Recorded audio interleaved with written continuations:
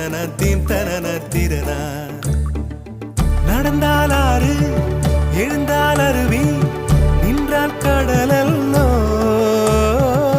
சமைந்தால் குமரி மணந்தால் மனைவி பெற்றால் தாயல்லோ. சிறு நதிகளே நதியிடும் கரைகளே கரை தொடும் நுரைகளே நுரைகளில் இவள் முகமே. சிறு நதிகளே நதியிடும் கரைகளே கரை தொடும் நுரைகளே நுரைகளில் இவள் முகமே.